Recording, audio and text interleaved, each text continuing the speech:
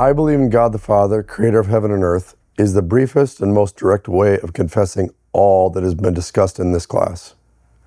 God is the creator of all things, in all places and realms, both in heaven and earth. From the distant galaxies across the cosmos that we can barely see, down to the bits and pieces of dust and dirt that we can touch up close. Whatever exists, we confess that God created it. And yet, the first article of the Apostles' Creed goes further than stating a fact about God, as if God was an impersonal thing, a kind of creator machine in which all things can trace their origins. The Creed also confesses that God is Father, a person who has created life and all that sustains life. And remember, you have relationships with persons. To get right to the point, to confess the Creed is to confess that God is directly responsible for the existence of all of heaven and earth, which includes me, so that God the Father is my creator and my Father, someone with whom I have a relationship. In the Large Catechism, Luther makes this exact point by writing that what is stated in the Creed is the basic answer a child would give in describing who God is after learning the first commandment. Quote, "Child, who is your God, and what do you know of him? God is my Father who made heaven and earth. Aside from this one alone, I regard nothing as God, for there is no one else who could create heaven and earth." End quote. This moves the entire discussion about creation beyond the technical questions of the how and when that dominate modern discussions of creation. How did the cosmos begin? When did the earth take form? How have biology, geology, physics, and chemistry played a role in shaping the world as we know it? These and other questions of scientific inquiry don't drive toward the question at the heart of the Creed, who? The questions of inquiry can tell us something about the how, but only in knowing who God is can we truly rest in knowing who we are.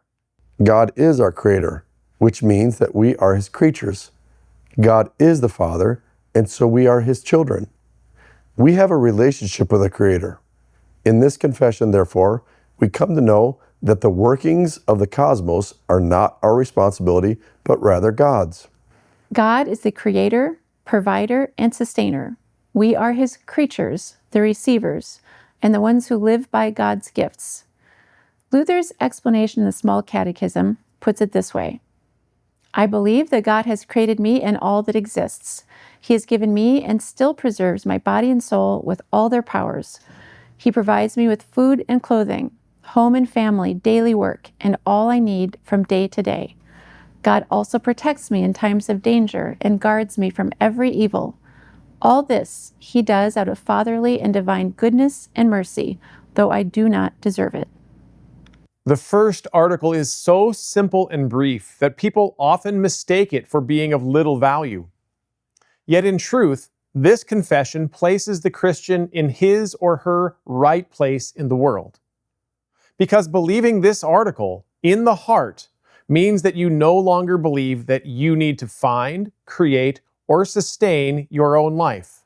The struggle to gather and hoard the basic necessities of life ends. Your need to boast of your success and hide your failures simply vanishes because you know that God hasn't blessed you because of your goodness or hard work. Rather, all of these now become reasons to give praise and thanks to God who gives you everything, and he gives because that is his joy as your creator. In addition, what we're confessing in the first article of the Apostles' Creed is that God does not satisfy only the physical needs of life. Rather, God actively protects and defends you from evil, from those things that drive you to despair and distrust of God.